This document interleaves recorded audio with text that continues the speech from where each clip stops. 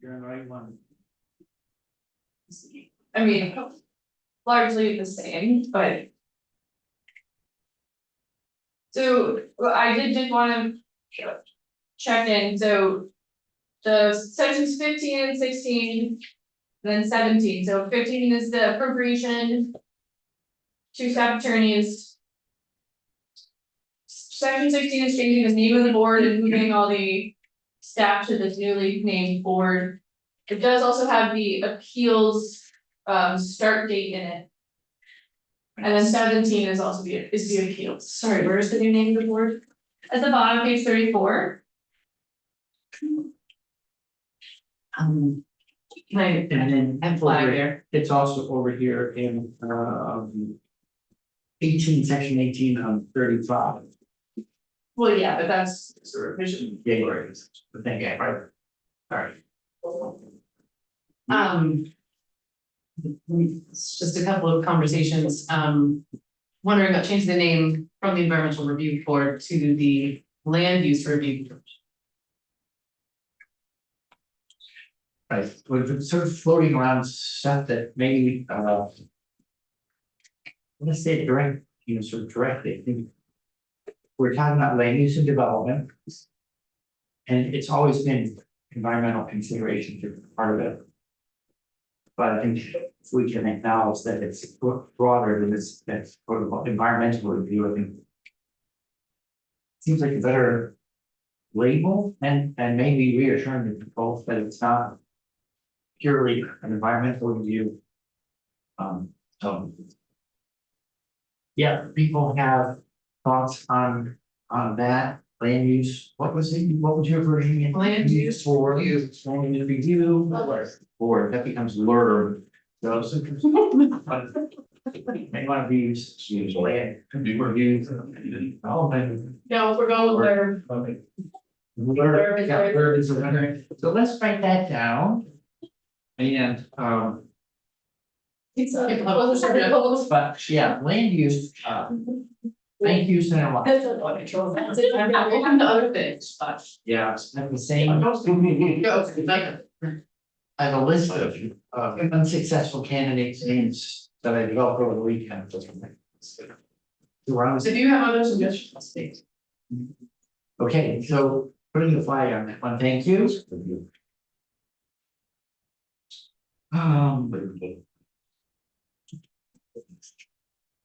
Alright, so. So many crowd surfaces to change there. Yeah, sorry about that. Whatever. We're right in that huge belt. Alright, Perfect place. Right, so flip flops, yes. yes. The next few sections, add the force block and habitat connector criteria and. Activity. The only question I had came out of our conversation, that, and I think this is a note that I believe you shared with the committee. So I'm looking at lines 15 through 17 on 37. And my note is unusual and that under criterion users a rule. And it's just, so can you just say a little more about that? Like, it's fine, we just have not ever done that before. Is it any fun? I'm just trying to think of the consequences of doing something in any way. Sure. This would be the only criterion to reference a rule. And so, you shouldn't have it take effect until the rule is completed. So I do think it is unusual. Right, and I think the road rule. Slated to go online on 7/1/26. I see when the board finishes its rule making. Sometime prior to that. Well, so we're talking about criteria C, that's the rule. Okay. So I say 215 and then join. So the effective date of this section is currently December 31st, 2026. So the rulemaking section here requires that the board submit the rule to LCAR, June 15th, 2026. That is not the date by which it would be approved. It would take a few weeks and potentially longer if there are any issues. And so that's why the effective date is 6 months. You could cut that back a little bit, but you wanna make sure the rule is actually taking effect. Okay, great.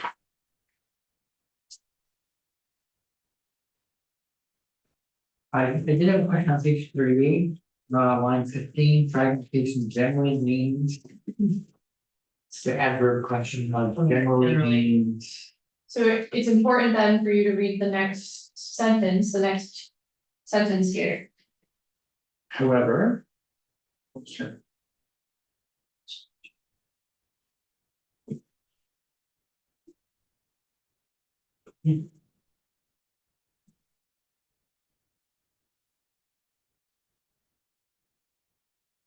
Any other community flags, notes, etc.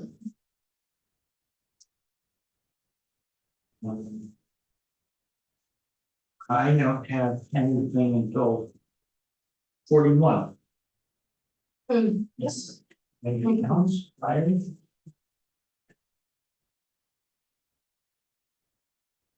And that was, I think, line 11, wood product manufacturers. In that sentence says. A conversion of primary agricultural soils by wood products manufacturers. I know, So if you look at the, change to business. yeah, so in the draft that I provided, the draft 1.1 to Tricol, I did give a recommended piece of it. Well, thank you. Not keeping up. I know, this is the awkwardness of the process we have here. Okay. So I did provide a slight clarification that I think reflects the intent. Right, that they need to be in the business of doing something that's related to being a wood products manufacturer, not just a wood products manufacturer Yeah, who decides to make houses. merchandising. Okay, thank you. So, Anyone else? Thanks. Then 23A. So. Then we get into accessory on farm businesses. And. As per this discussion this morning, I would suggest we, for the moment, take 23A out. And then. Come back to it. Once the building's complete. So, Thank you, Mr. Chair. I really appreciate what you said earlier today. Yep. And I think that that's a perfectly fine process. I do just want to put it out there that the folks who have some concerns and difficulty with the bill as written, really liked this section of the bill. And it seems like it might be advantageous for us to keep this section in here. In part because we're working through a compromise. well, I mean, if we did nothing, we would be dealing with it as a compromising committee of confidence. And, but you know, for me, it's a genuine statement of a commitment to say. We have the RES to deal with ASAP once this is out, but the building will be on our side for probably 10 more days after the news committee, maybe a little less. And I think that will give us time to come back, bring in amendments, if we feel like we settled on something. Kind of like when you were saying, would you want to explain this on the floor? Given our conversation this morning, I'm not feeling clear enough that I fully understand the ins and outs of the issue as much as I want to support it. and have worked on bills prior to just this kind of thing. Public King Farms, fine, giving the flexibility. Besides the cross-state constitutional issue, I do feel comfortable with this language. So I have to have that. Make sure that we're not doing anything against that. But if you as the chair would like to take it out and through that process, I'll happily support you. I do think it could bring some people to be supportive of this bill that may not otherwise be supportive of the bill, and that may be advantageous to us in the long run. So I just want to put that out there as a thought. Yeah. But I will support whatever decision you think is appropriate. Okay, Chair Watson, thank you. thank you. I support that. Happy to go either way. I just also want to recall that the language that's in here currently has to be changed anyway. So it doesn't violate farmer's clause. So we need to be editing this regardless. Either way. Either, Under. Right there, and I'm B, and they had draft language, if I'm not mistaken. Yeah. which we should be seeing short. Okay. If I understand, I'm sorry. Oh, sorry, that is also to say, I think it is important that we do address it Yeah. either here or later, so. Yes. I think if I'm understanding it correctly, we all pretty much agree that on-site accessory businesses are a good thing. They economically prop up a farm that otherwise might go under. So we want that to happen. But I'm not sure if this language clarifies what we do and don't want to be held down. There was, as mentioned earlier, the wedding barn that no self-respecting cat stuff is. Related. And just, in other words, there are on-site accessory with calling them agriculture really doesn't pass the straight face test. And so I'm not sure how this language would be used to make sure that we're serving what we want to serve and not serving what we don't want to serve. Also, I'm not sure the full implications of changing wholly to principally, as I've stated prior, I still don't think we've got an answer to what that does.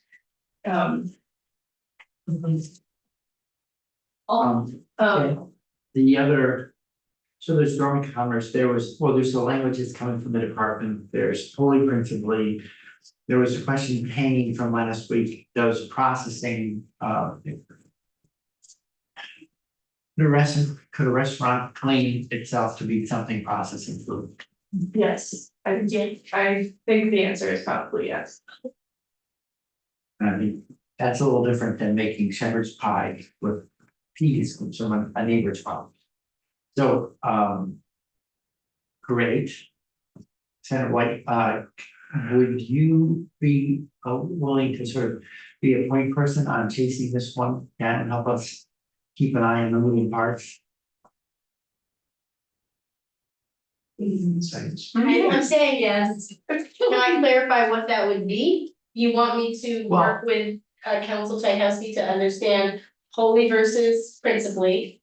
You also want me to dig in to see with Council Tchaikovsky if we are moving towards something that violates the Constitution? Yeah, just, Those are the 2 points of concern right now. yeah, I think the only problem I have with me doing it is I'm kind of okay with it, as I've stated. So I might not be able to point out some of the critiques that people who have problems with it would. So maybe I could, I'm happy to work on that, but I just wanna know, I may not fully comprehend the critiques that would come out from others. I'll play the role of being the person that asking the skeptics question. Okay. Chairman Cormier can help, he knows this from his work. And you can be the one who says, well, get it done because we Okay. want to. I'm happy to do that. That makes sense. Okay, thank you. Okay, You get to do all of the work. all right, 23B. Same topic. Yep. So. And that brings us to 24, the road rule. Yep. Okay, anything else? On farm, business? Great. I see you got that or, Yes, and I also made a couple of other small changes. For grammar's sake. okay, Mostly. any other quick questions, comments on road? I like this version. I'd like to break it up into sub-paragraphs. You know, it is a very long paragraph, and I know you like good construction. Mind well, you can do. Please do, thank you. You could have the word notwithstanding anywhere, that's a bonus. All right, section. What, section 27, rulemaking road construction, that goes on with it. Location-based jurisdiction, 26. Anyone have a flag? Yes, yeah, please. I did send. Can I, so for anyone in the room, if you've got a comment, we are in live edit mode, so don't be shy, raise your hand. Flag us down, we'll learn together. Mr. Chu. I agree, Brian Truth with Montana Resources Council sent you an amended testimony last night, and one of the suggestions, one of the amendments was, we were suggesting that for the various rulemaking, some of them call out stakeholder engagement process, and others don't. We would urge you to consider having all of the rules include stakeholder engagement. Well, and so the reason it wasn't in section 25 is because it's not mandatory rulemaking. But it's May, yeah. defined by rule. Yeah.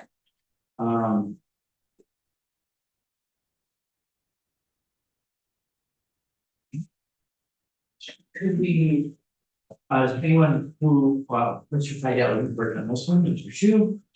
Are you, it's a permissive May, I had imagined eventually that it was gonna always be for rulemaking, but maybe not. You want to weigh in one way or the other? Jamie Fidel with Vermont Natural Resources Council, I think. I assume, but it'd be great to hear from the board that they will want to do this rulemaking. I think that, you know, we've had discussions with them that there are logistical questions still to be worked out, but certainly defer to Ellen to understand if it's discretionary. Does that mean you can't suggest there be a stakeholder input, or can you say in case rulemaking were to be implemented, then you know, stakeholders who have expressed interest in this rule can provide input, something like that. Yeah, I mean, I think you can, and part of the reason it was permissive is because as we talked about, the board has a lot of other things to do. So if there's gonna be rulemaking, it might be years from now, and so this would just be a session law provision. So there isn't a problem with it, but also the rulemaking process is a public engagement required process, so you can add that, but Do we do from time to time specify pre-rolling, right? It's circulated as a, I don't know if we call, feels like sometimes we call out pre-rulemaking explicitly, other times departments or agencies just do it on their own because they want rulemaking to be a sort of start at a more mature place. Any thoughts, specifying pre-rulemaking? But if through rulemaking, then include a pre-rulemaking provision. I don't want to make this more complicated than necessary. I just, if there's a reason to try to ensure that all parties get engaged,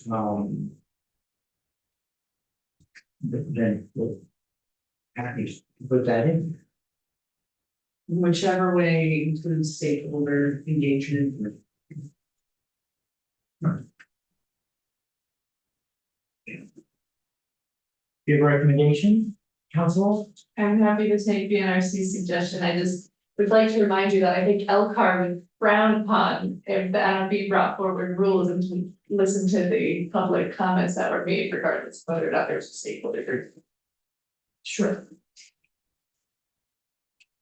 So then if, then, But yes, I'll have that. okay, thank you.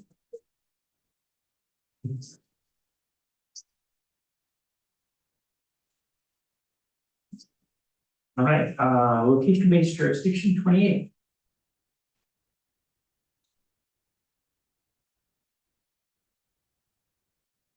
What we want to have. Comments among. That's later on, please. So this is. There's new reader assistance, yes, location-based jurisdiction is, and then we're gonna drop in. In the tiers later. But. The reader assistance changed, yes. Think so? Well, I don't think so. I'm looking at section 28. Which was section 26 in the as-passed side, okay? Oh, you're more ahead. Just because in the 1.1, let's change it, so second numbers have changed slightly. So, That's all it says, so read it says, location-based jurisdiction. Yeah, I don't think that has changed. I just tier 1 areas. No. Okay, because as I started to just say, the section numbers don't line up between the as-passed and the 1.1. So go back 2 pages. And So it's section 26 in the as-passed side, section 28 in 1.1, yeah, because of accessory on farm business, I renumbering. Oh, and it'll change. thank you. yeah, Okay, So in as passed. We're in section 28, 6. that's what I was. Okay.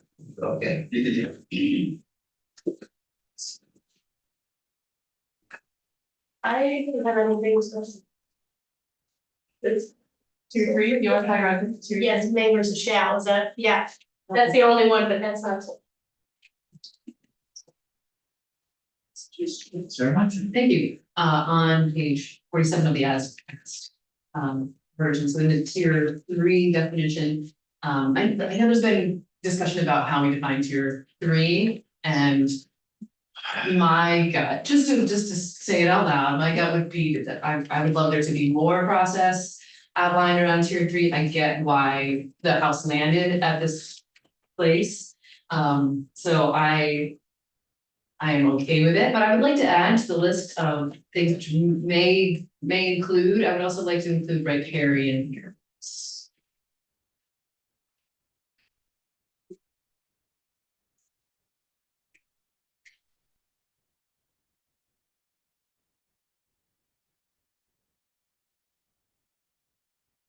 Mr. Chair, Yes. I'm supportive of that. Although I don't fully understand what the difference is between that and river corridors. But if that river corridors does not include that, then yes. Yeah. And I would like to change the may to a shall. Oh, So are we, we're doing it for rulemaking.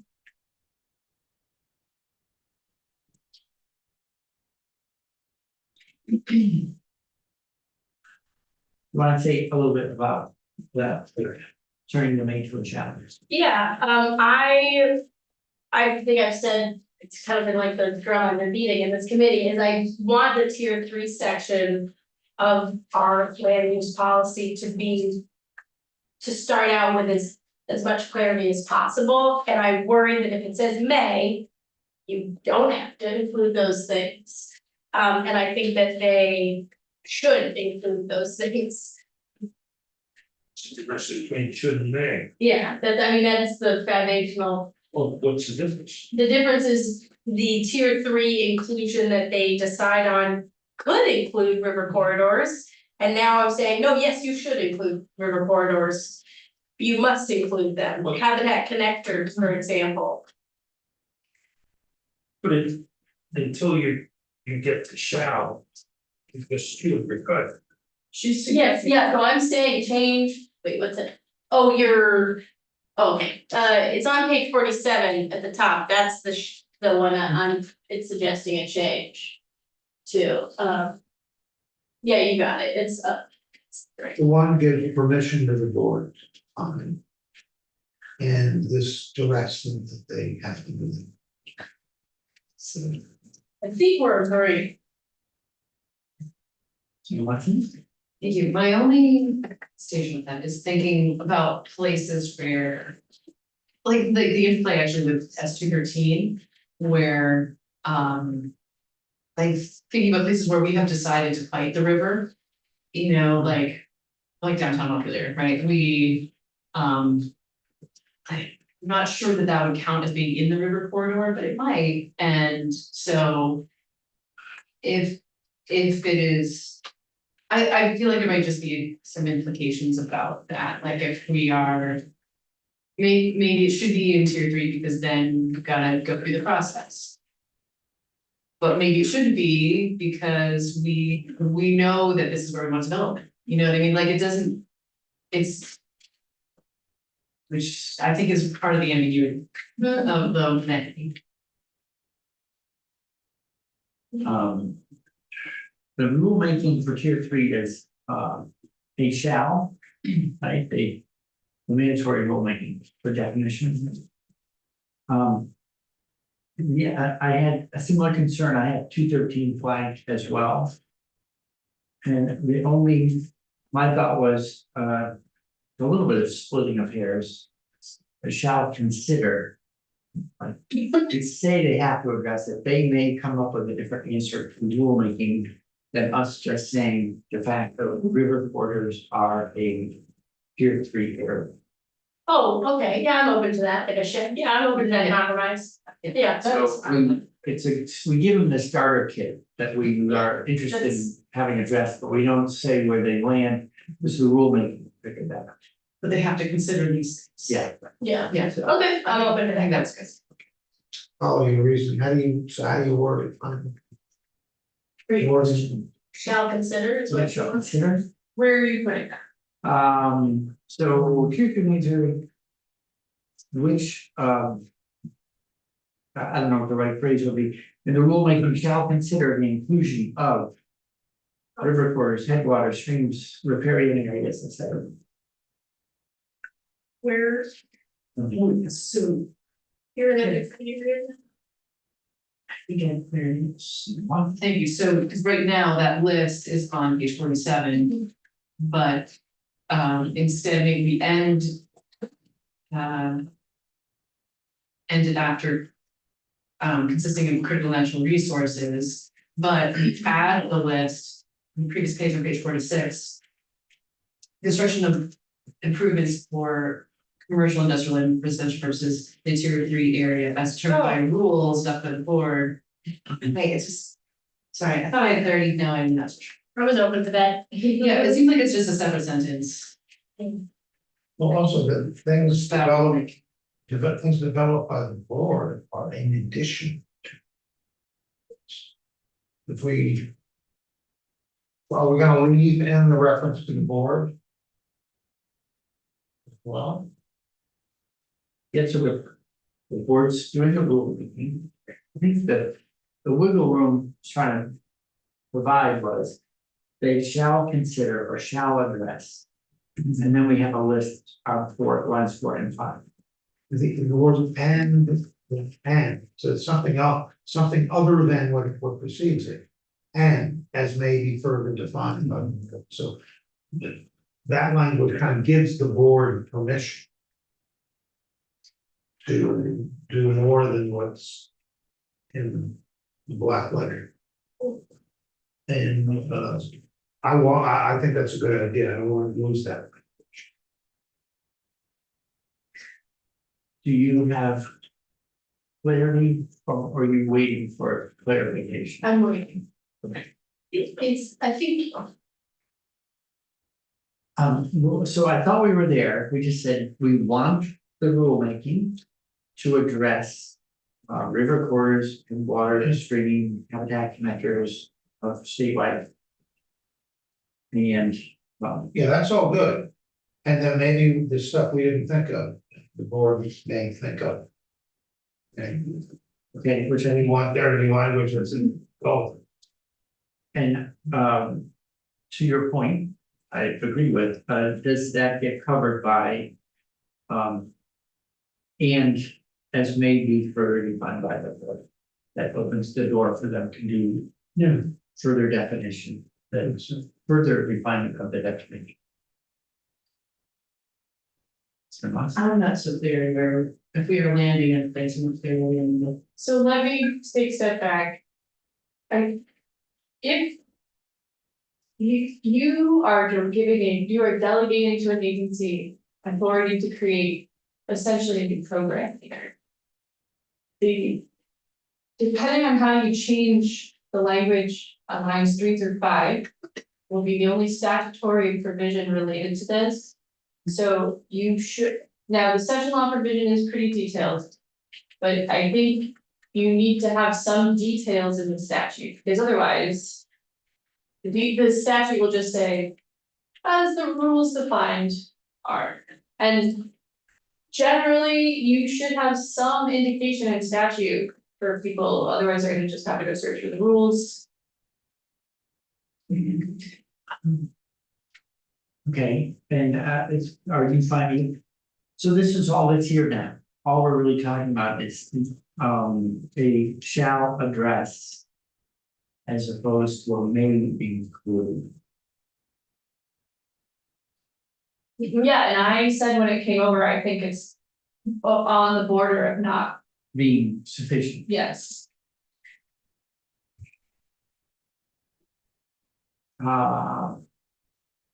So. I would just advise, take a step back and play with the words and tell me big picture what it is you're doing. Are you gonna spell out in statute any required resources? The answer is yes, you should list them. If you're not. What is it you're doing in this section? Senator White and then Mr. Baker. Every hand.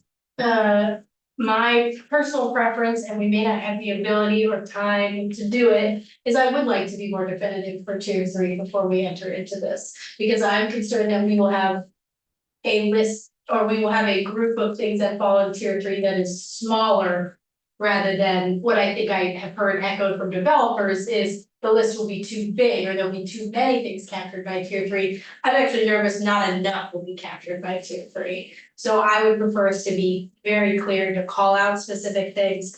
And in particular, places that are already largely not able to be developed due to other permitting processes, I think just kind of would naturally fall in here.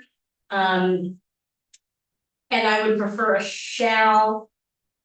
I'm open to shall consider versus shall on line 4, but I do not want it to stay as may. But I'm one voice on this committee, so that's fair things. Mr. Baker. Yeah, I'm struggling with the construction of the sentence. I'm wondering, the tier 3 is going to be defined by rules adopted by the board. And in adopting those rules, they should consider the following list of resources, right? And they may add to the resources.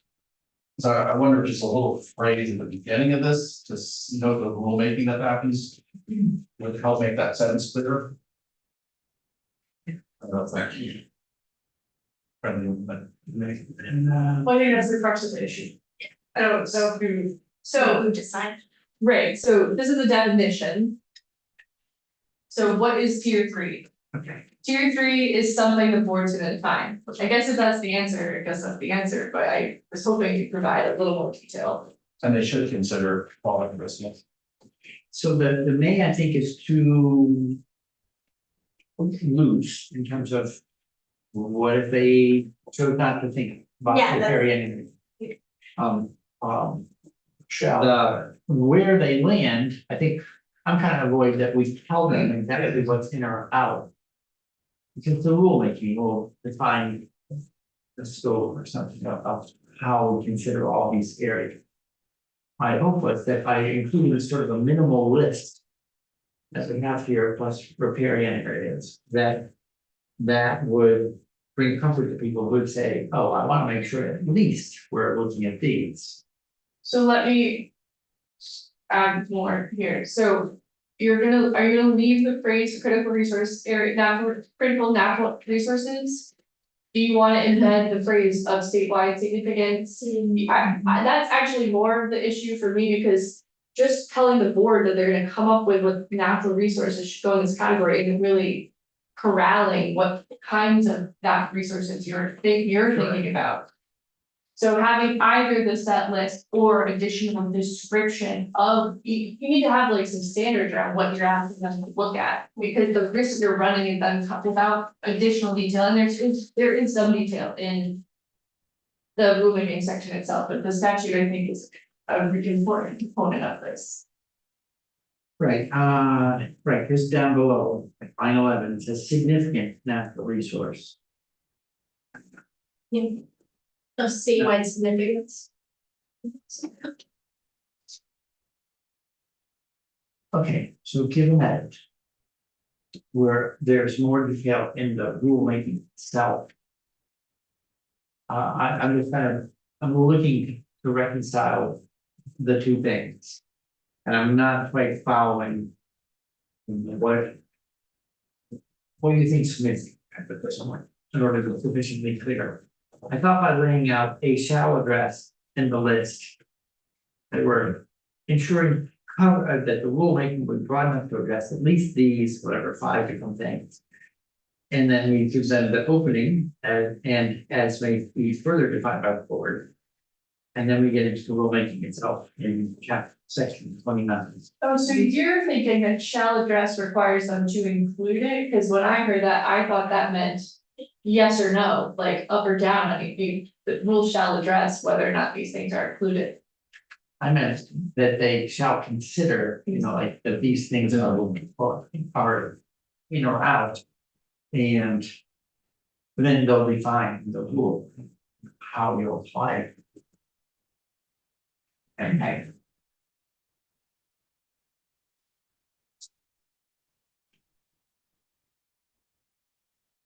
In other words, it's like it's the smallest set of things that they'll look at.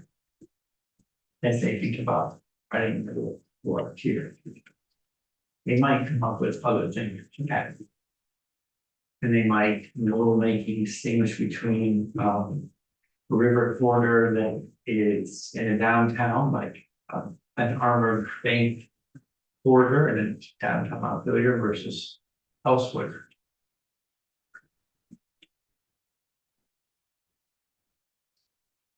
Certainly.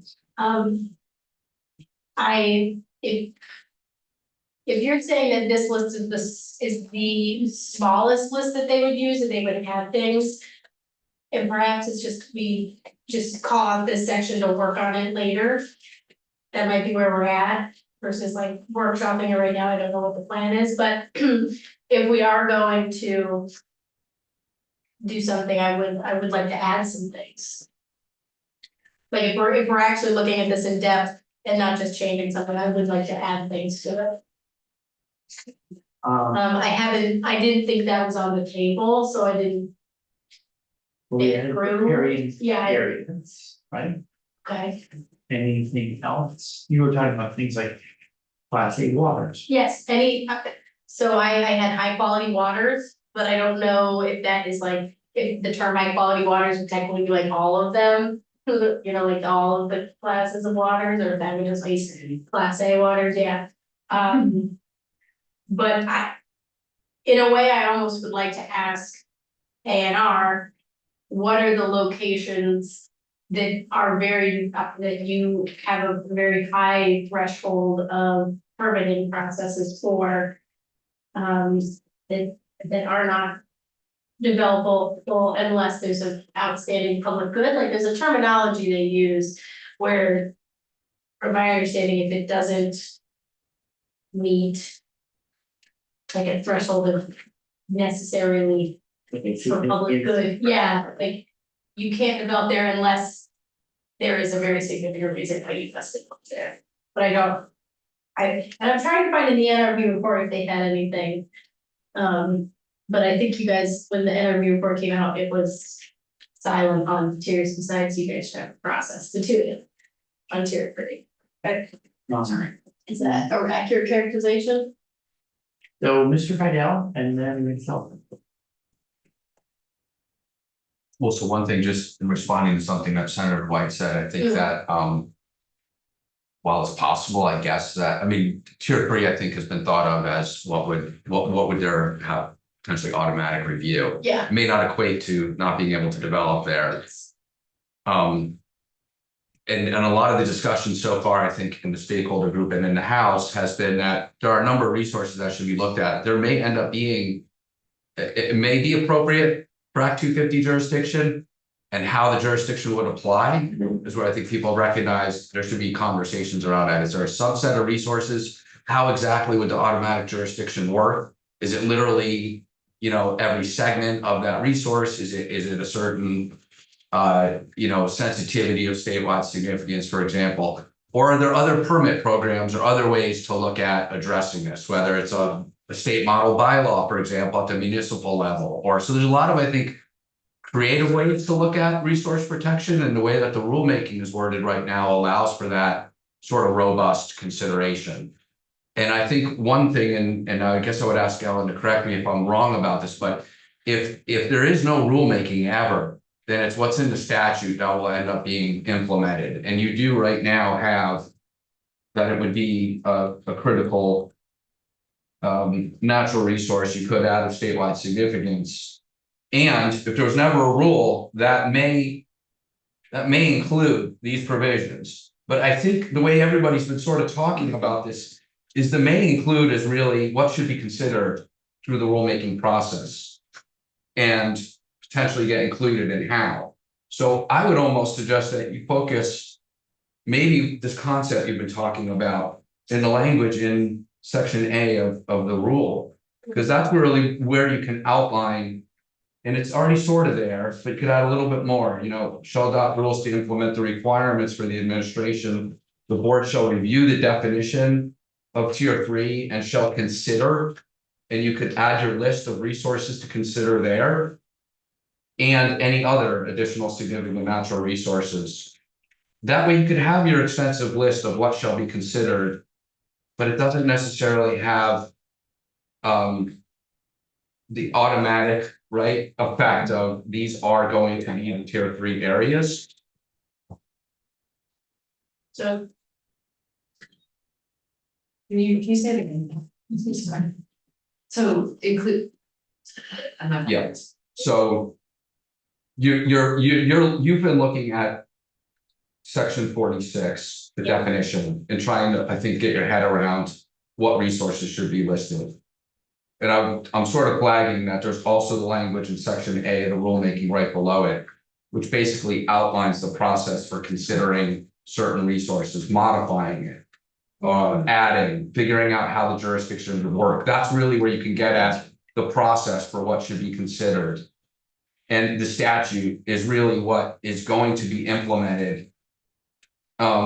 It provides the overall guidance of what should be considered, right? But I think it also has the effect that if there is no rule, that's what there's gonna that is what there's gonna be. And I think, in reality, there will be some kind of rule, and I think you can really pay attention to that rulemaking language and try and get at the elements you're considering.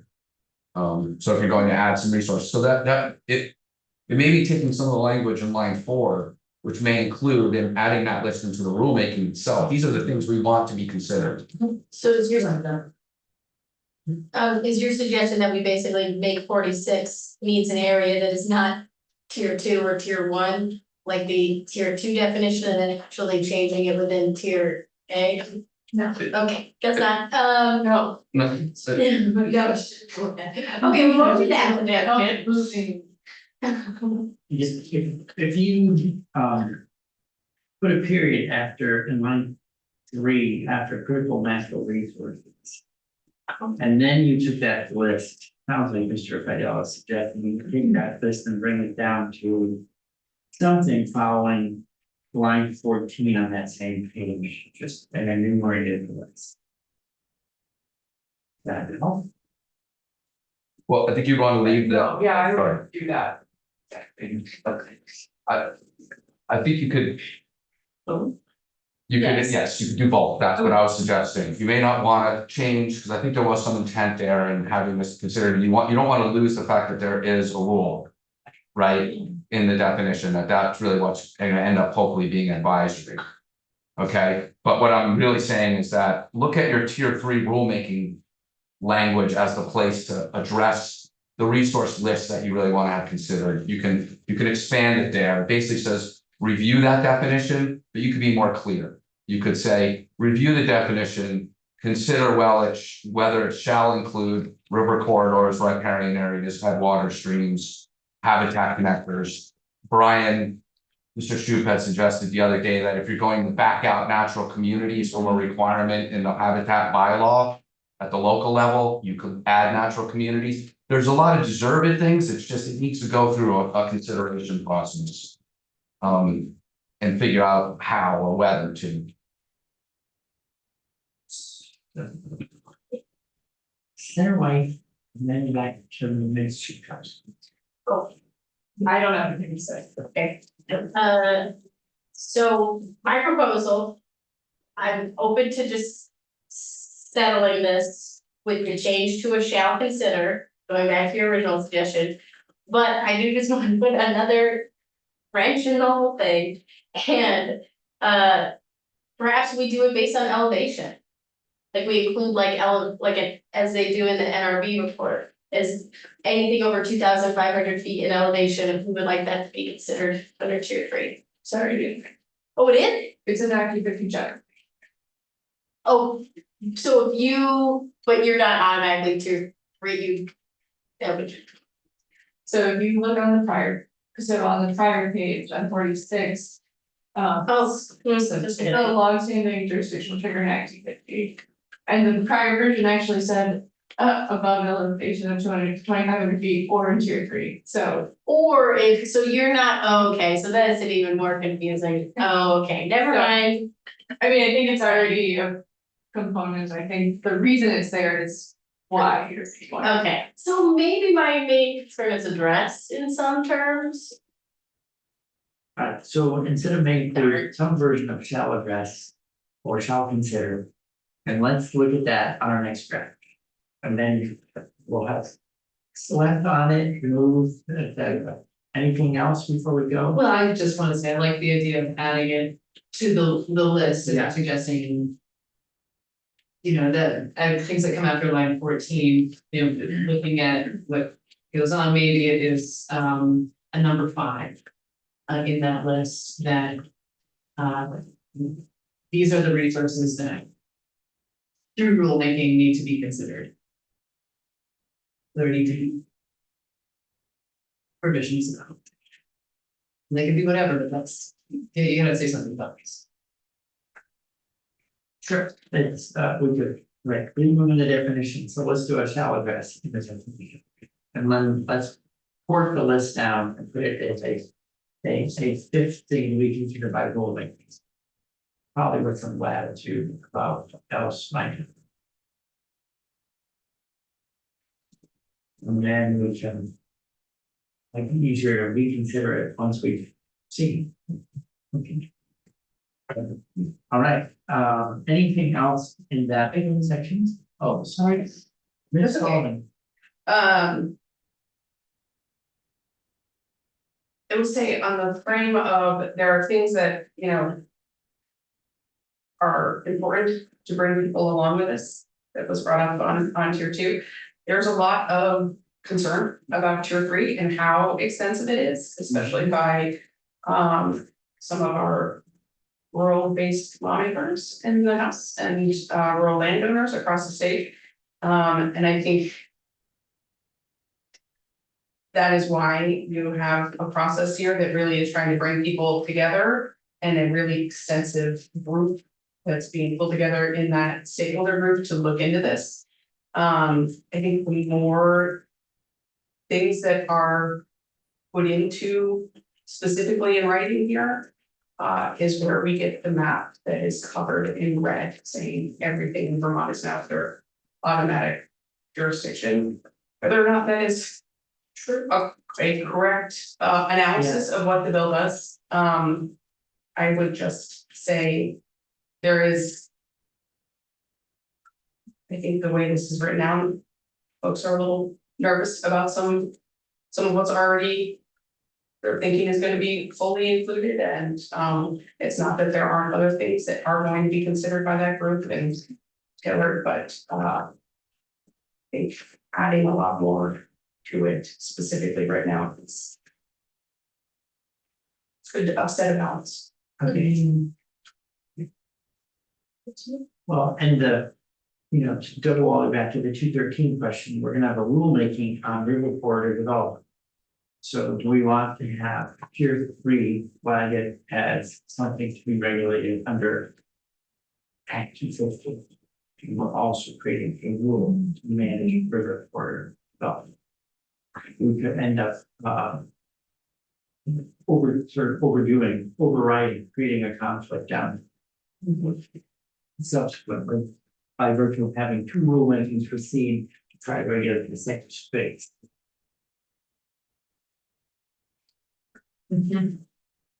Alright, so. What's that?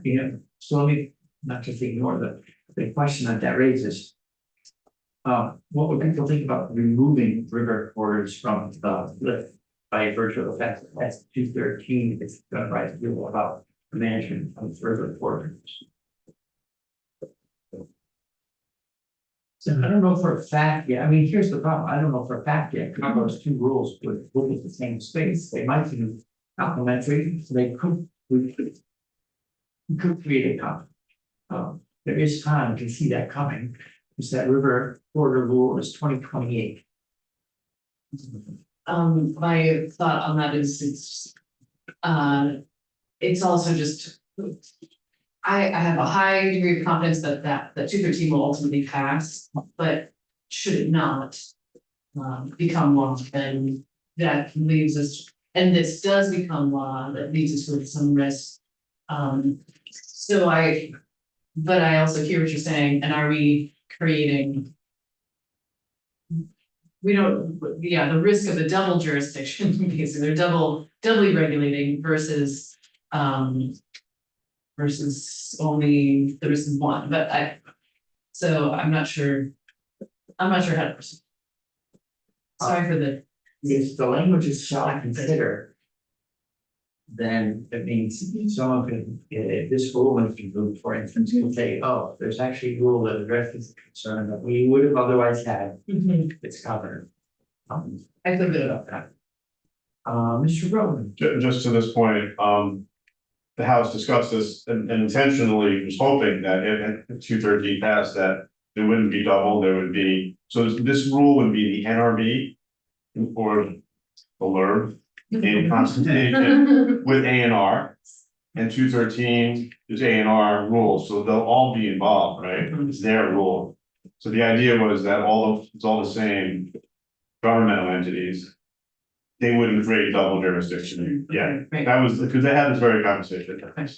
And that's how they saw it. That makes sense. I'll just add on a slightly different note. I still don't really know that much about 213. But you know that the Act 250 criteria currently overlap with a lot of A&R permits already. Now, those permit systems have varying levels of requirement and review for a few of them, but shorelands, lake shorelands, come to mind, wetlands. So, but I would just say, you should add as much detail as you have as possible to this rulemaking, because because based on what Mr. Groveman just said, I think you should provide as much detail to the board of what you want them to do as possible, because I feel like I'm starting to get away from me what is going to be in this rule. Okay, so how about? May include these shall consider, so we're pointing at something we want them to look at. Where if they rule in or rule out, it's already addressed. That will be figured out. I don't know that it makes a difference. For repeat the list further down in the rulemaking itself, but maybe that's useful because that's the directions on rulemaking as opposed to a definition that it's incidental to rulemaking. I would rely on you to. Yeah, I'll add them. Okay. Do you want to add any additional detail? We added one additional resource type, riparian areas. And I think that was the only thing I heard. Other than, then we sort of, there was a bigger discussion we could have about, I say water, so we don't necessarily use. I would like to put in class A waters. But they should all be covered already because they're above 2,500 foot elevation, or maybe some of them are. Based on the shape name ahead of the room. I would like to include class A waters of this. Well, it reminds me back to our S-146 conversation. When we were passing a rule to do, changing statute in order to facilitate the reclassification of the waters of significance. Which has not moved from that in the House. Okay, I'm feeling like we should go, but, I mean, make an edit, keep going and come back to it. Yes, because my concern is that we have 100 pages to go. I'm wondering if to get at what your concern is in terms of the lack of detail here, like if there was an intent, like would it adding more intent language be the kind of clarity you think would be useful? Or do you think, I mean, there's other elements to the rulemaking that I think ought to probably be baked in anyway. You know, one of the things that comes to mind is like, you know, they've got to come up with boundary conditions. This is something we talked about with the secretary, like, you know, figure out what the buffers are between, you know, the critical resources and development of various kinds or whatever. Like, not saying what that should be, but you should figure that out. So I don't know if like that kind of detail that you're looking for those kinds of things, or are you looking for intent? Like, what is this for? Big picture. I mean, well, I think there is some intent language in there. Yeah. But anything additional, so okay. Maybe, because I think the concern that was raised by Secretary Moore was what is the distance from these critical resources that would be within that? So maybe we could even be more explicit and say, they should figure out what a distance would be from these critical resources, rather, in addition to us naming them. You know, because I think it's obvious many developers would say, yes, I do not want to develop on this beautiful waterfall. But where is the distance out from the beautiful waterfall that is inappropriate to develop is the debate that I don't think we can answer, but I think we can say, protect this landmark. It's their decision on where that, the distance around it is. Okay, The part, so thank you for writing that one again. So how about on line 10, where it says, definition of tier 3 area, comma, its boundaries, comma, and use in, you know, like just include that, I don't know if that's a best way to do it, but it puts it into the list.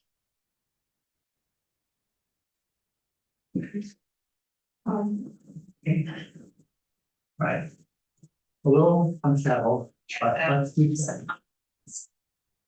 Sorry about me.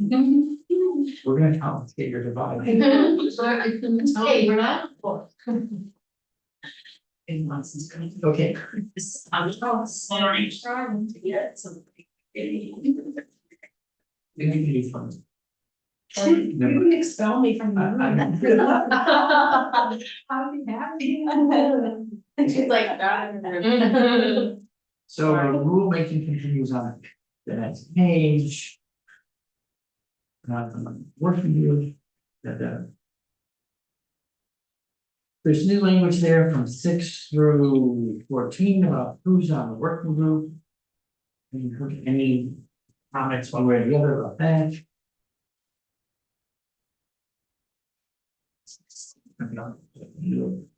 Any edits that anyone has? I think which goes back in part to Ms. Sullivan's, shared concerns that some people have, like the very top of 49. Yeah. Yeah. Determine the responsibilities of education needed to understand, manage, and interact with resources. We heard that from Mr. Olson. Okay, here's one area.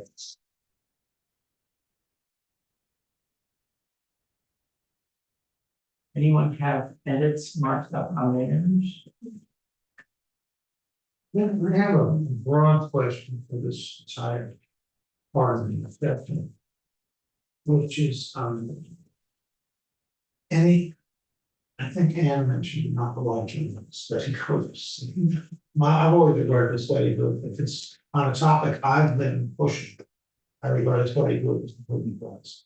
It's, well, you lost, and we're gonna give you something. On the other hand, there are times when you really need a study group, where you gotta say, we're really not ready to move.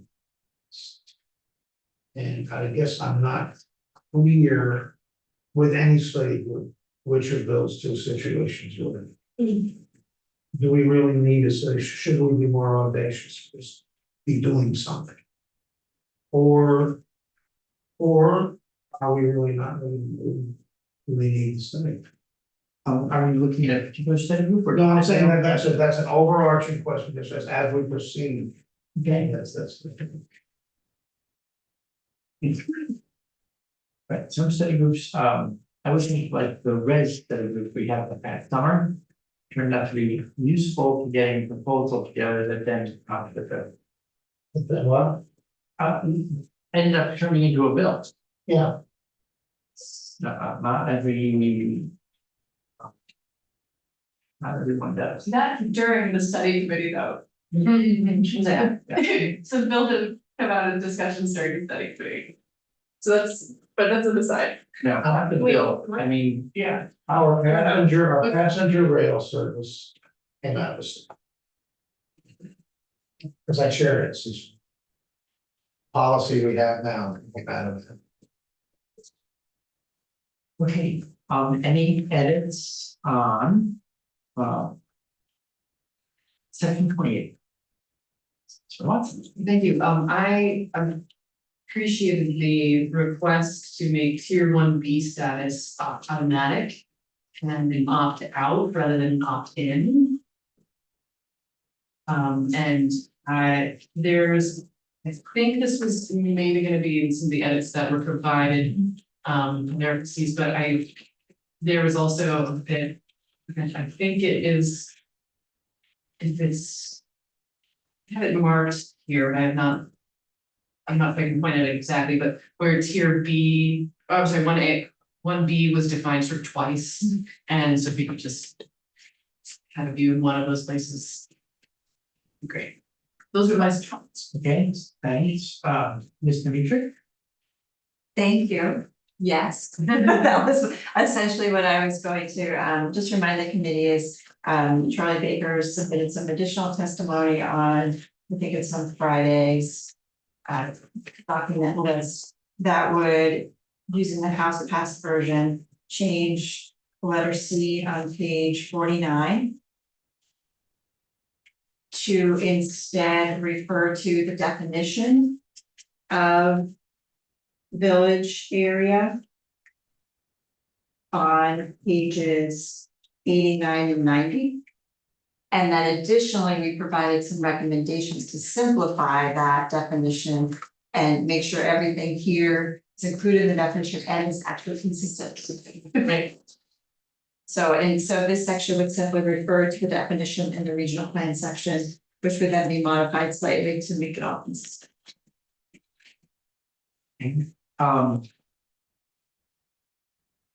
You, just trying.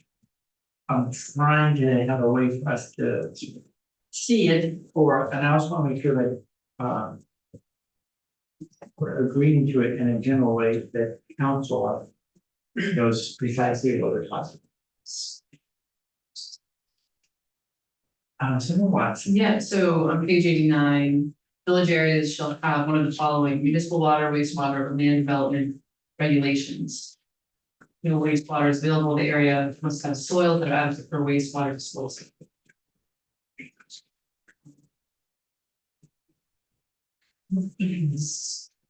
49, as passed. Of the as, I'm on page 89 of the as passed, that's the village areas. That works. Yeah, so I think, so the RBC is sort of updated language, but yeah, the bottom of page 89 to 90. Yeah.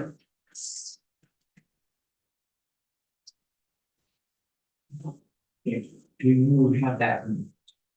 So I haven't seen yet what the updated proposal. I'll raise some concerns if you'd like. So,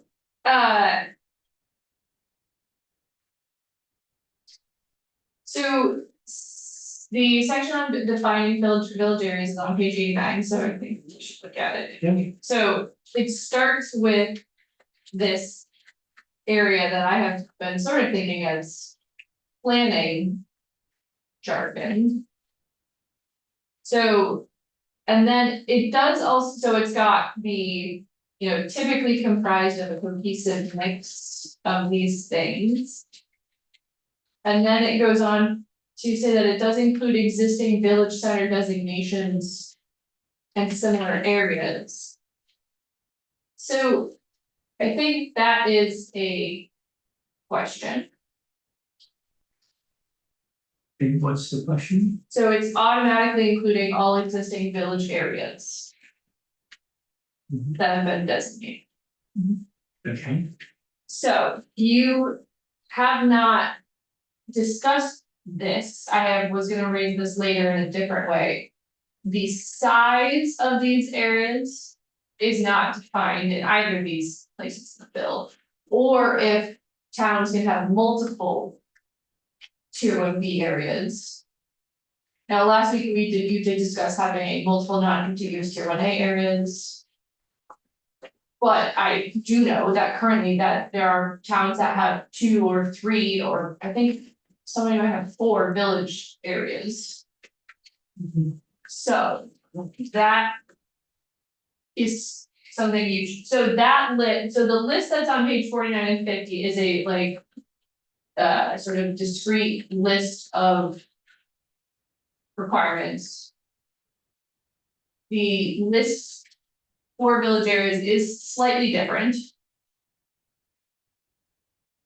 Just want to point that out. And if you're going back to existing designated village areas, towns have multiple of them.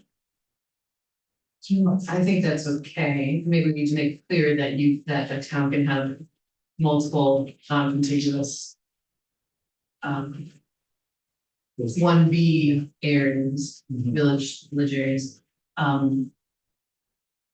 I think, just so you know, I'm thinking about that for all of the tiers at every level, that you might have non-contiguous 1A areas, non-contiguous 1B, tier 2 and tier 3.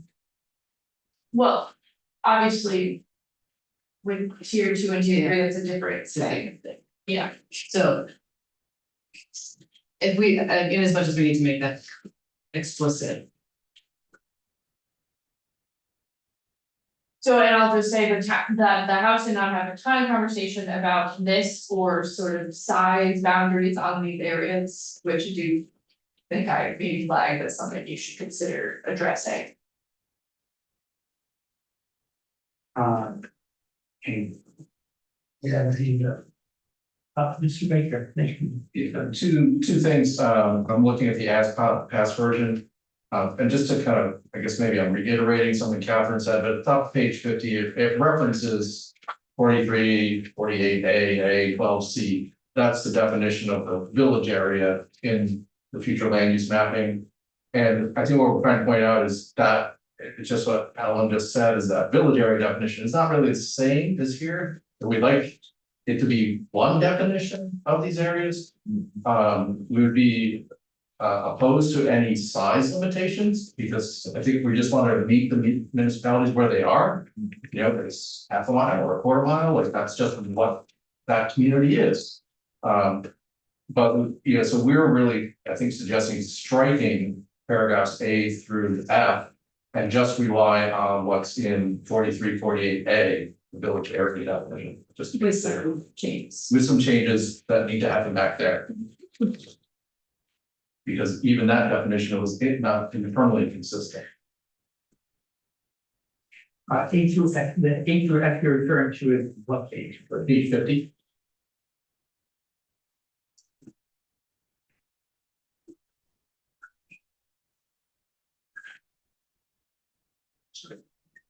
And you see at the top of that page on line 2 is referencing the section of statute that's proposed to be revised back out of, I think, page 89 and 90.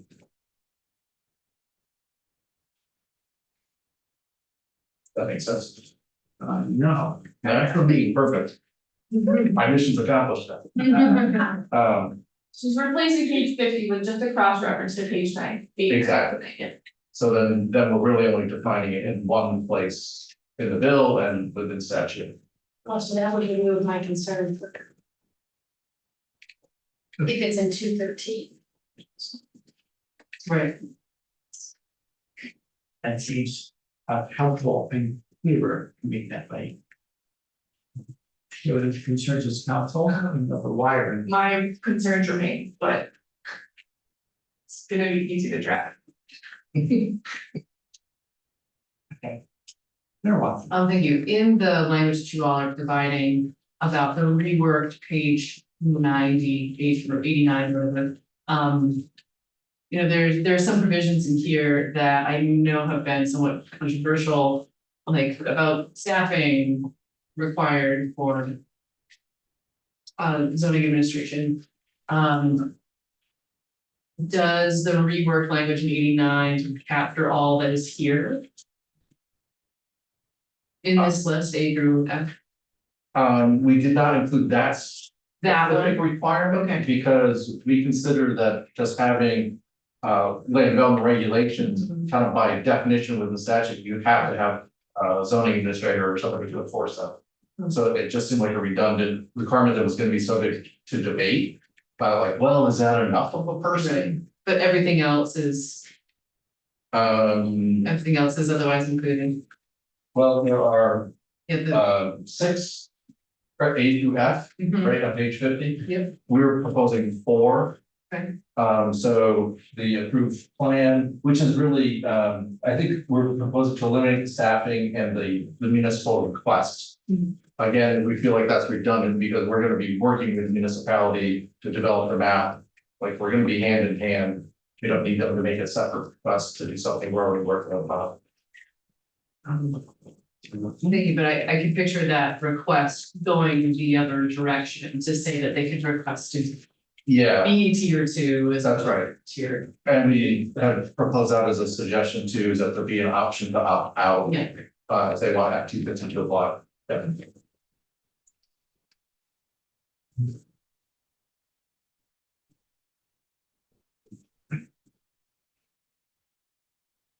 We're all set.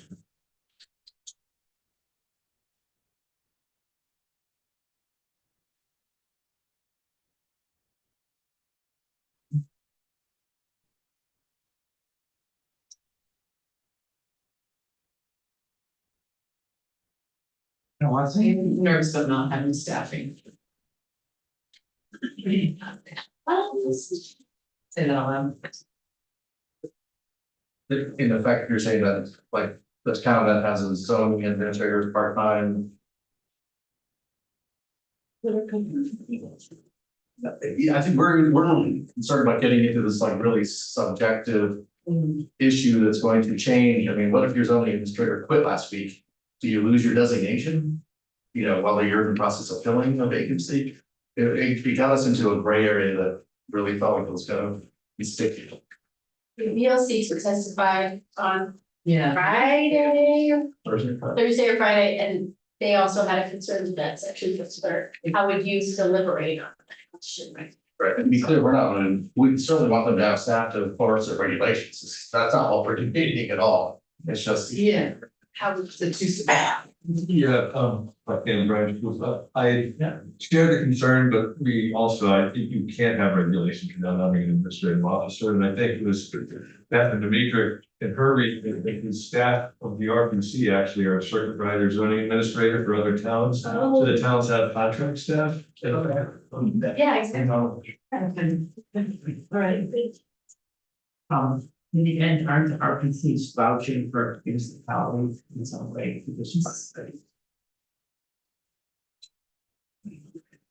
So that might be a level of having seen your actual mileage may vary in some towns for how these get administered.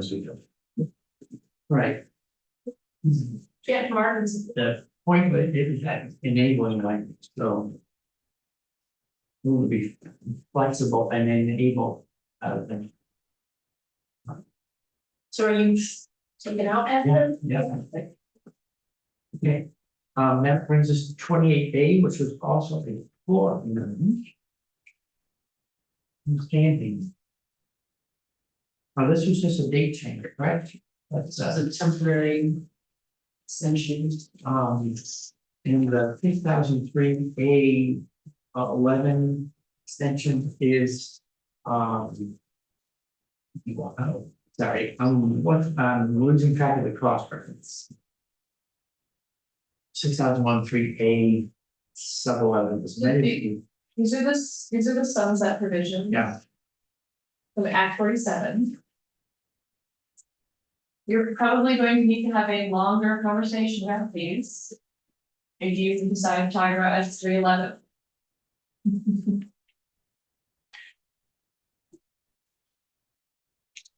Do you want to tackle exemptions, temporary exemptions? I think there's a lot of those, I'd like to say those sort of as a bundle. To go through. But you want to flag something right now while we're in the neighborhood? And we're gonna talk about them later, we talk about them later. Okay. I mean, I'm. Are you suggesting in section 35 things that you'd like to have removed? Make suggestions on that now? No, I thought. I mean, I think that's one of the places where there's gonna be no sort of back and forth, like what are the exemptions? And so I thought. We could get a lot of the other more mundane things nailed down, or just. Help us, clear the decks to see the outstanding items tomorrow, really, and. Go through the give and take of moving plans. Right, so that's when B is another. Mention. The move to December 31, 2026 is designed to. Line up with what comes then. The big ones. Tiers. Great, so the regional maps Yeah. are supposed to be being processed. Tier 3 jurisdiction is supposed to start. Tier 1 towns will start to get designated. Thank you. Okay.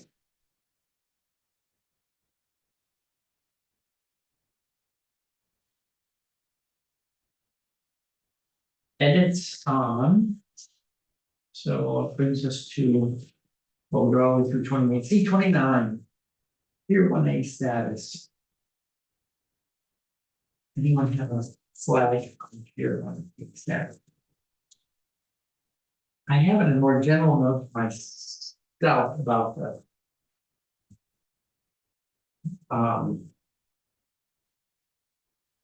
interim definitions of the tiers prior to full on definitions, but I'll hold that for now. Tier 1 strength requirements. Okay, so any edits on page. I'm gonna go back to the one editing. Page 52. Or 53, we already have a new senior member from Friday. You do the language? Top of 53. In the new one. we're taking out F on page 42. 450. You're taking out that? Oh, we're taking out the whole page. Oh. So you, yeah. I got it. That's. Tier 1B.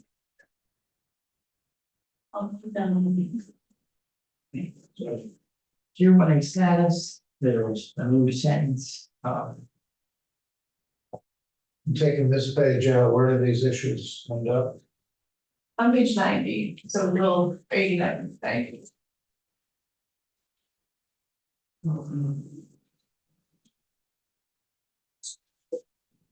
I don't have any amendments on my new markup. Until we get all the way up to section 32. Don't know if anyone else has something prior. Yes, I apologize, I'm trying to flip through and catch where things are, oh, you're only on section 32? Because I have changes that I would, and that's like, oh. I'm looking at section 35 in the new version, and there are places that I would like to address in that, that's where we are, great, okay, I would like to take out F and H and J. Or no, I apologize. Urban forest bylaws, historic bylaws, wildlife bylaws. I would like to take out urban form bylaws and wildlife habitat. Bylaws. Those are the two that I. Why? So my first point with the urban, well, we heard from the Vermont League of Cities and Towns. That basically this was a lot to ask for a community that may, for example, like Hartford, actually have everything that you would think of for a 1A, but might not have this very specific bylaw in place. So, or even for the 1B stats. So having this just be an additional bylaw that they have to pass when they're exactly the group we're trying to get. So the urban form bylaws one is the one that I feel. That's F. And what was the other one? H. H. It depends on what you're looking at. Page 54 for the new draft. Page 53. The yield.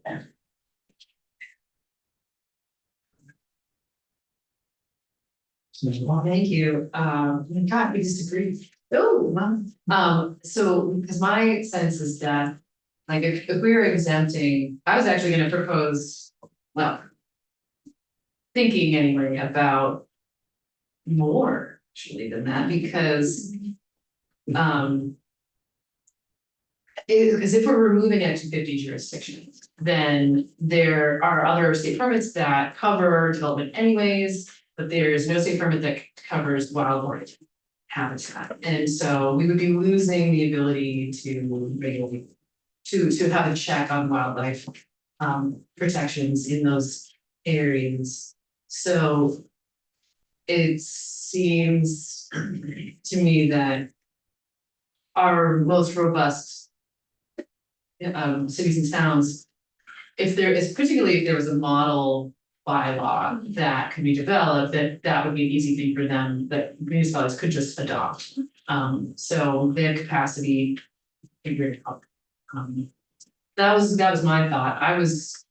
It makes me nervous that, because in addition, and actually, this is a question I have, because I've asked this of other state employees, like, if we remove Act 250 jurisdiction, what are we at risk of? Like, what are we losing? And one of them is river corridors and flood hazard area regulations, but we've got that in 213. No, this is, okay, Municipalities regulate flood hazards.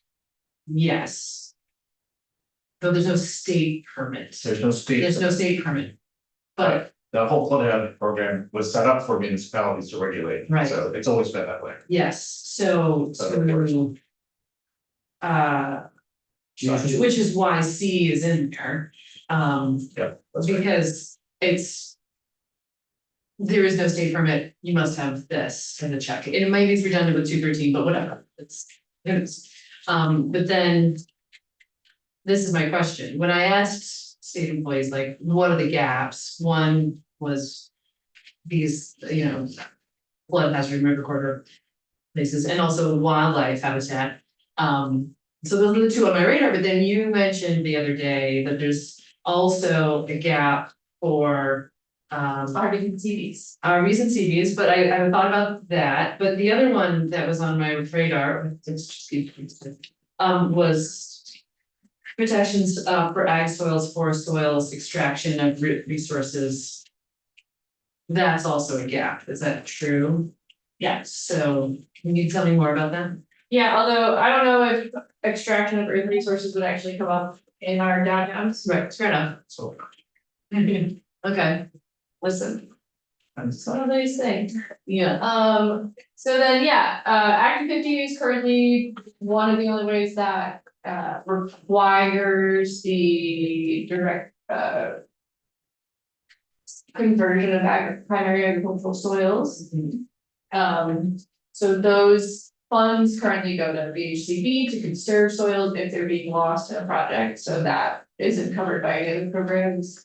And then the productive forest soils is a similar concept, though, from what I understand, it comes up a lot less. And there have been discussions in the past whether or not that existing criteria needs. And you're partially covering that potentially with the new criteria you're adopting forest block protection of blocks. Okay, so that one's kind of covered. Yeah, See that, Madam President? Yes, please. Thank you for the PRC. On this topic, actually, I want to go in for us. Sorry, I'm sorry, I gotta take this. We testified on this topic, so did the RPCs, we did not agree. I think one of the things that has concerned people is the way this is worded, the urban form bylaws, the wildlife habitat planning bylaw, really, nobody knows what that is, or no town has adopted a separate bylaw for wildlife habitat planning. What we suggested was that you amend E to say that the land development requirements, permanent regulations that include the following. And we said something along the lines of the standards for the historic preservation, standards for urban form and design.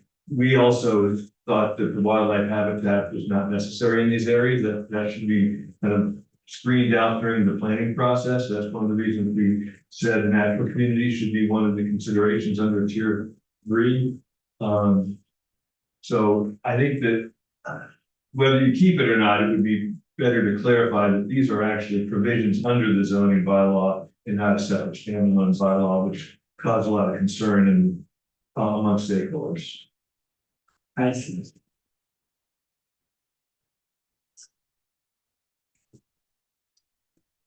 I did submit some proposed writing. I'm not sure that it's the best, but it's, I think the concept. Is it your position that on wildlife. There is downtown wildlife. Oh, No, yeah. The position that that doesn't need attention. Well, why not, we're making it easier to build downtown. I don't know Well, if we haven't even addressed the idea of people really want to live downtown. And you want downtown to be a place where people want to live. Certainly songbirds. yeah, I would hope that though that critical habitat wouldn't be included within a designated area, but the same, I think. Simple, move for simplicity or clarity would be good to say that the zoning include standards for the protection of wildlife habitat. Rather than saying wildlife habitat protection bylaw. And that would be an easier hurdle, towns could make a relatively easy adjustment to zoning in most cases. Well. See some nodding, but you find out. Well, just to add on to what Brian was saying, you know, if you look at the language of H, it's basically saying you have to have a habitat planning bylaw, which is something potentially much different and new than what we have under just zoning bylaws that would have a section on wildlife.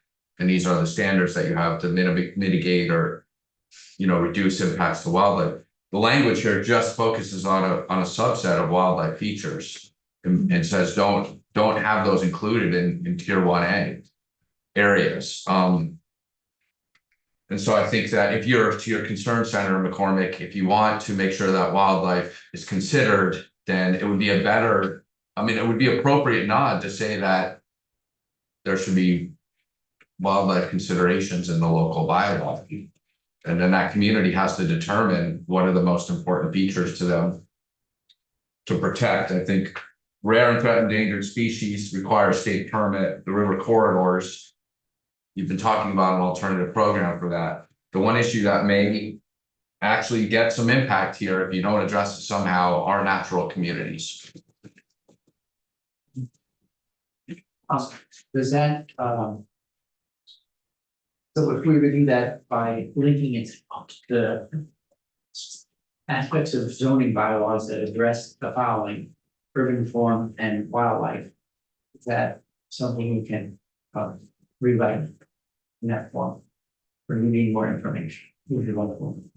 I mean, I saw the United States language, if that's what you want to include, I included. Okay, thank you. You just rebutted your point, so I think you're gonna say. Yeah. Oh, I was, okay, if there's good reasons that I'm wrong, then great. I that's the language slightly, as wildlife. Okay, It's basically rather than calling out separate bylaws, yeah, you could clarify and say that the zone, they can have zoning that includes standards for certain things. Well, it's simpler, I think. If I may, I think it was intentional by the House to further clarify the wildlife to those subset areas so that it's not just, you know, are you setting aside the squirrel habitat? Like, where does the wildlife start and end? And what we're looking for in municipalities to protect and think about. It says this is important statutory language to give guidance to the blurb. Then To the what? to whatever you said to call the blurb, then I think having those subset areas is important, and I also, just as a broad picture, would just want to throw out the caveat that the goal is to make it easier to develop in these places.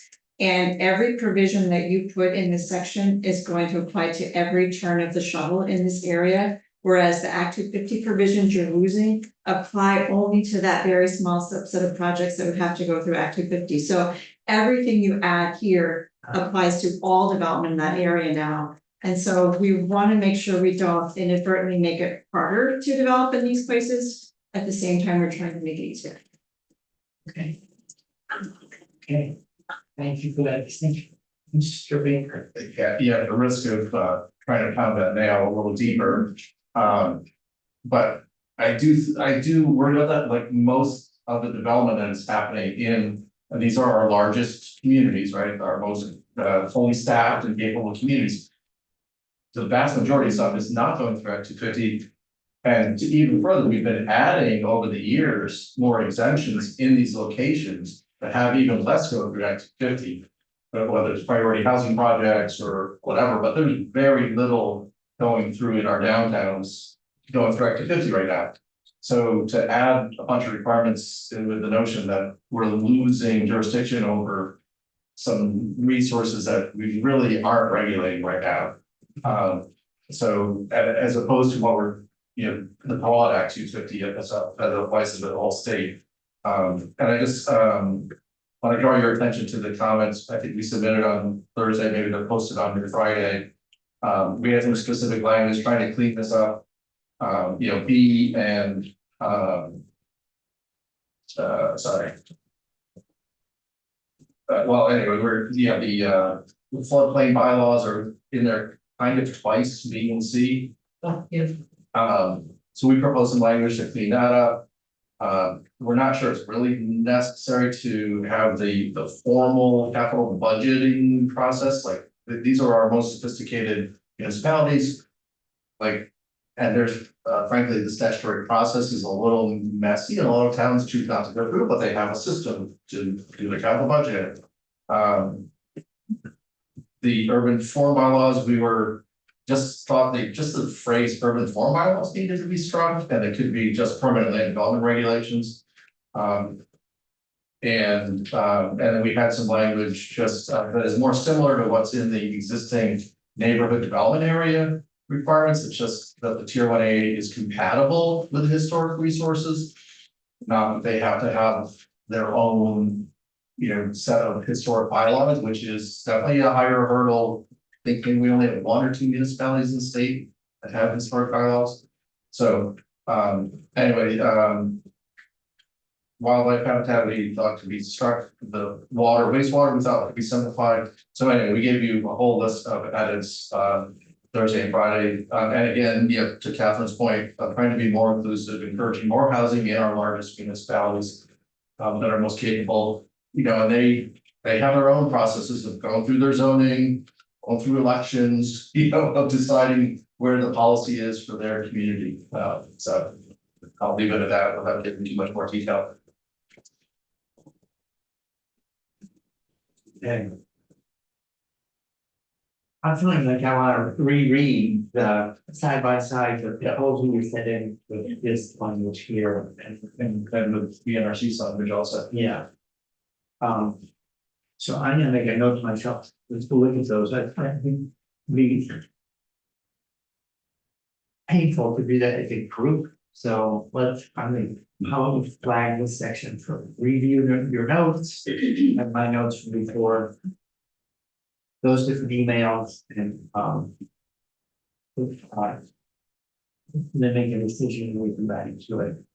So, Mike. Thank you, Mr. Chair. I have 2 things. One, I just want to say, I was just kind of reviewing the testimony that Mr. Baker had submitted to us on Friday, on this piece, and I'm perfectly fine. I didn't call out the historic preservation bylaws and what I said earlier, but that is something that they have changed slightly. And I think I'm open to, I should say, I'm open to all the suggestions of the RPCs, or that to put it for this particular section. It kind of aligns with what my concerns were. And then the second thing is, I do just want to recognize that Representative Bongartz is here, and I know that we are ending in 15 minutes. And I did just want to note that I always appreciate when we have House members who develop policy are continuing to be a part of the process, and we should never forget the hours of work that you did on this. So just want to make that up. Sure, I thought we might try to close this section and then turn to Representative Bongartz to talk about appeals, which was really the big question. And major questions on in terms of like the intent and trying to figure a way forward between current versus going to the PRB. The section in, just looking to see if there's a sort of a tidy way to pause where we got. Like, if there's anything worth in 35. Well, so are you ending as a group at 3? I have to leave at 3. I know you have to look at. I know, Right. I said it wrong. So that was part of the other thing, yeah. For me, I thought we were the biggest group. Yeah. Well, we have to there are people who have to stop it too. So let's pause, we are in the middle of, We can stop at K. Which 35. Okay, which is page 57, the new one, that feels like a different area. Yeah. Maybe.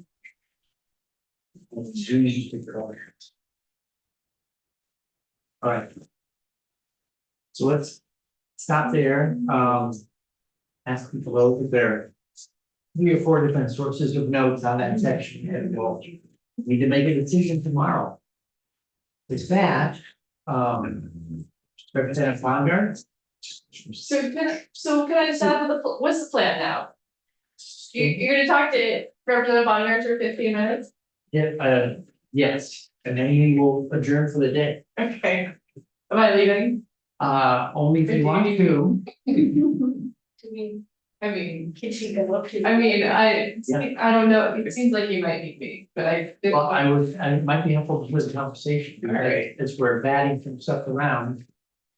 Eventually we'll be turning to you, we want to ask for a change. Okay. Thank you. Vanguards. You made it, thanks for putting us on your itinerary and getting here almost sooner rather than later. Walked into a lot of things this morning, So the big conversation, we caught up a little on the phone as you were getting ready to drive. Was we were trying to sort our way through. Where if appeals ultimately get housed and if we are to move to the board, what does that transition look like?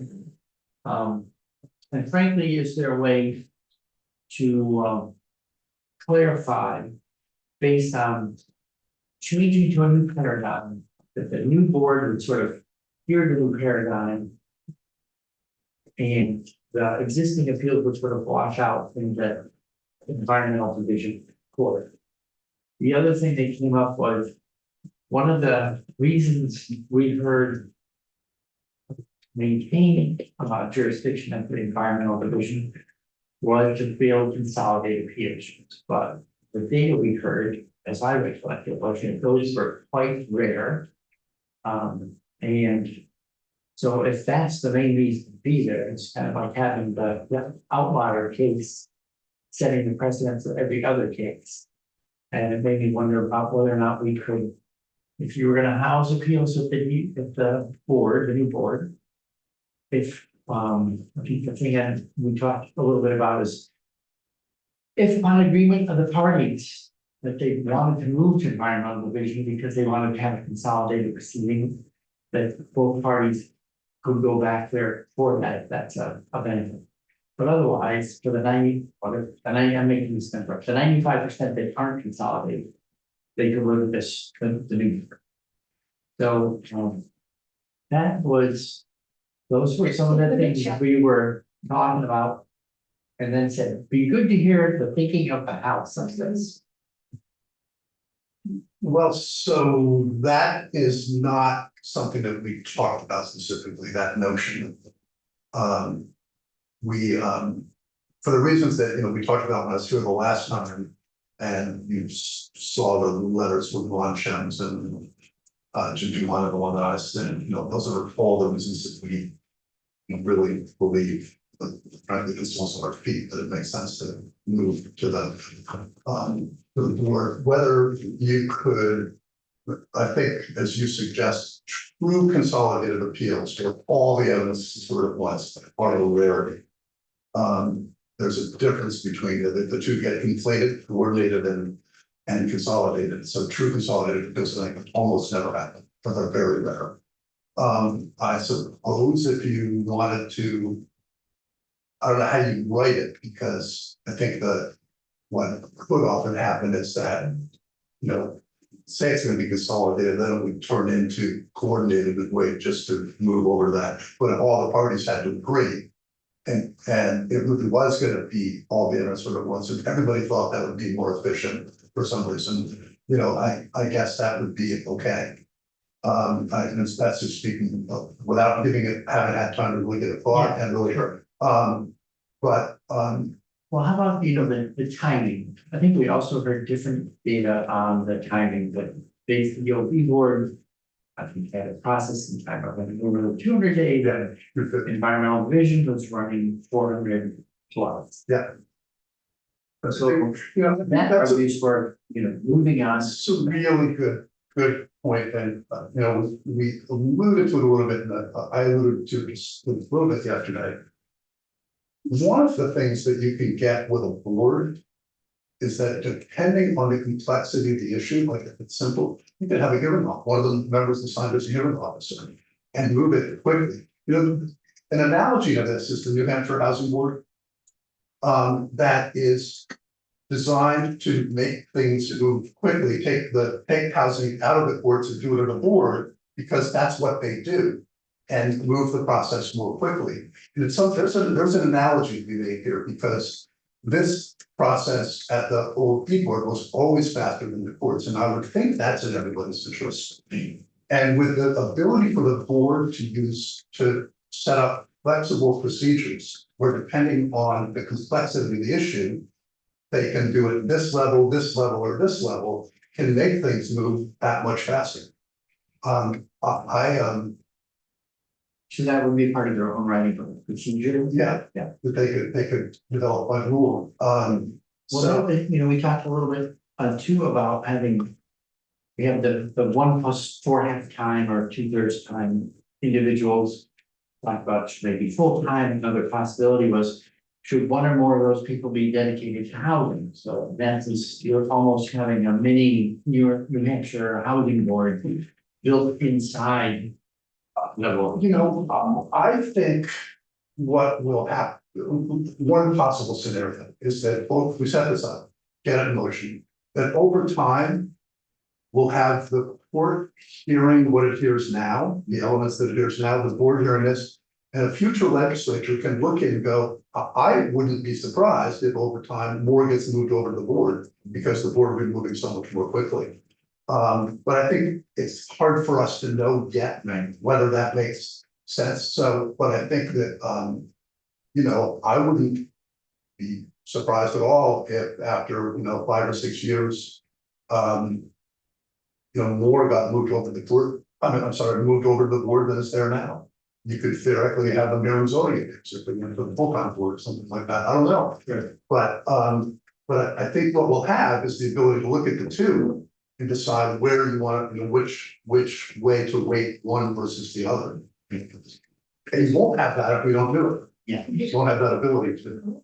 Is there any value in, even if we're starting to go that way, to not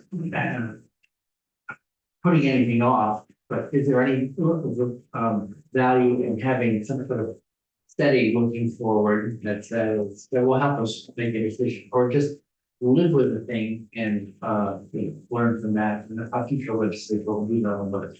That's what I think. That's what I think is used. Put in motion, future legislature to look at the two.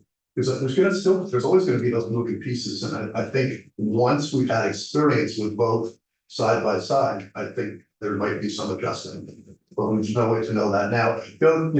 A study actually on one level, building in a study does make sense. The only problem is you have to have the results of the study in 6 years from now, which is a little while. To have a study that far out in time, because it's gonna take a while for the board to get up and running, and then we'll look at how well the two processes work. How about the question of, should that board start hearing reviews once we're under the new tiered, model and things, like not sort of hear the stuff that's already in process? So, when do they take over? We so haven't we set it up so that the maps can be submitted as early as what was it? It was January 1 of 26. And I think the RPCs have told us that they expect those, that they'll mostly be ready by then. So they'd be in place, they'd be submitted. Certainly, somewhere along that line, and I don't know for sure, but I kind of wonder whether there will be any of this. Maps. You know, maybe there will be, maybe there won't, but I kind of wonder why there would be. And I'm not, and I think, you know, the 1A designations are really just almost, because first they have to be identified as potentials, you know, potential 1A on the map. And then, but when they submit, it's really just like checking the boxes. So I don't know. I don't think it's as, you know, I don't think it's as complex as, you know, some people think it might be, but I don't know. Maybe I'm missing something. Senator White and Senator Watson? Well, again, thank you so much for being here. And I realize that we will probably have a committee of conference on this. So I appreciate hearing your thoughts now.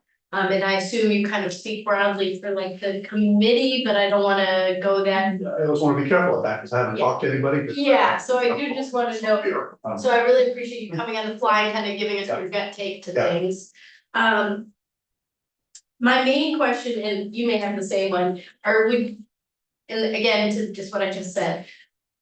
Would you be comfortable with July 1st, 2027 being the date that we changed the name, the LURB, then having of the appeal process go through that? You mean just delay it by that would be 9 months before we have it. It's, 1.6, I believe. yeah.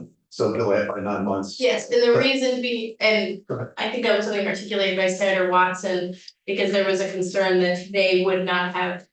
That there are folks who would like us to go keep it with the courts. So we kind of debated that back and forth, and I think we landed in a position where most of us still want to go down this path. And the tier process, we may want to not have them, as our very wise counsel explained, all kind of come together at the same deadline. Yeah, I don't think that's the end of the world. Okay. It gets delayed a little bit. Okay. We thought, we went through the thought process and we figured that, you know, the October, we moved it, we had originally had it as July 1 of 26, and we moved it forward to October 1. And just to give an extra few months to let everything else settle out. I mean, the rules can be put in place over the next, that's 2.5 years from now, so then the rules can be put in place over the next 2.5 years, everything can be ready. And it's not like they're gonna get a flood of appeals, there might not be one. October 1st comes, it's anything after October 1st, they might not get one until 27 anyway. And so, you know, because there's only about 10 appeals a year, and so. No, I mean, I'm not speaking for anybody, but what's my reaction to that? Like, that's not the end of the world. Pushing it back. Thank you. Yeah. Senator Watson? That was basically my question, but I put it a slightly different way. Well, how did you land on the October 1st? Yeah. But that, it sounds like you just explained that, so that's helpful, because the other thought was to line up. If not July of the next year, even December 31st of that year, to have it better line up with the enforcement of the new tiers. You know, again, now we're almost splitting it, so it's not like a big deal, but you know, January 1, 27 would also work well. I think they'll be fully prepared to do it by then. Okay. Yeah. But you just said. Thank you. You're like, ha ha ha, now it's my turn.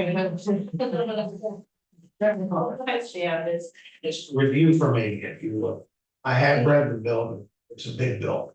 So the idea that we're gonna give Act 250 extensions for communities that have made provisions at the local level. Regardless, so we're not losing protections with what we have. Are you satisfied with the provisions for historic preservation? Because many will talk on infillings on. Yeah. Most of our downtowns have some historic. You know, we put in, you know, we had historic preservation bylaws, so we farmed it. And also thinking about, we were talking earlier about wildlife. Quality of life. And even in the cities, you want parks that with green spaces, bird lines, explorers. You presenting to us that that's adequately provided for. Well, again, we had a requirement, we used the term wildlife bylaws, I forget exactly what the terminology was, but really, it's what that really means is, some provision in your bylaws. For critical wildlife habitat, for happens, many downtowns won't have critical wildlife habitat. I think we use the term critical, so the bylaws are just if it's, but I think, our view was it's really not that big a deal, it's just a few provisions in the provisions in the bylaw. Or in the event that there are bars on in the community that wants to do one A. So we didn't. Okay, that's what it was about mine. Following from Senator McCormick's question, so the language right in there is protect significant natural communities, rare, threatened, and endangered species, and reporters or exclude these areas from the proposed tier 1 area. So, when that term of art, significant natural community, what are you targeting?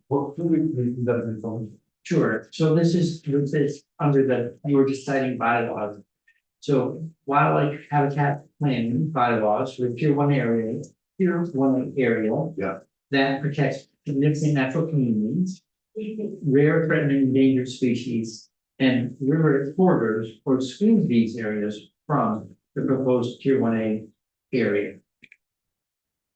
Oh, so if there were, so I think the way this will work is, and Charlie or Catherine or Peter, who've been here with me, is that those areas would appear on the future land use map if they rose to that level.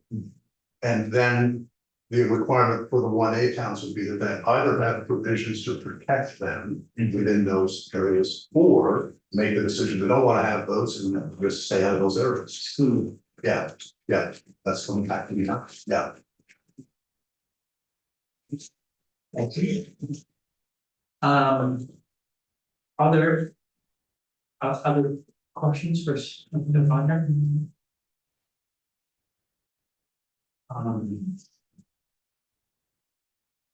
So we're 10 seconds after 3 o'clock, so your timing is perfect. There's lots of. All right, so we'll be in on our regular schedule tomorrow after the floor. And the goal for tomorrow is to get through more. I see your hand moving, so. Yes, I wanna know what I need to do tonight. Um, Am I bringing you a new draft based on what you did today? yeah, if you could revise based on what we went through so far, that would be great. And I suppose highlight those, as per usual, so we can see them more easily. Thank you. Thank you. So we'll meeting after the floor. Lots more to get through. The goal is to have a clean bill vote Wednesday morning.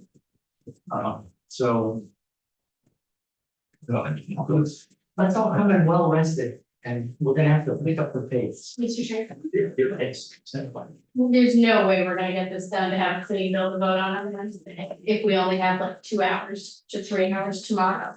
Should we talk about meeting after in the evening tomorrow as well?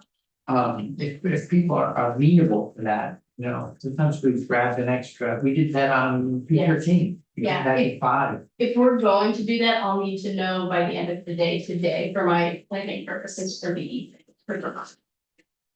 Well, let me ask, I think we went like 5 to 7, on 213. Sorry.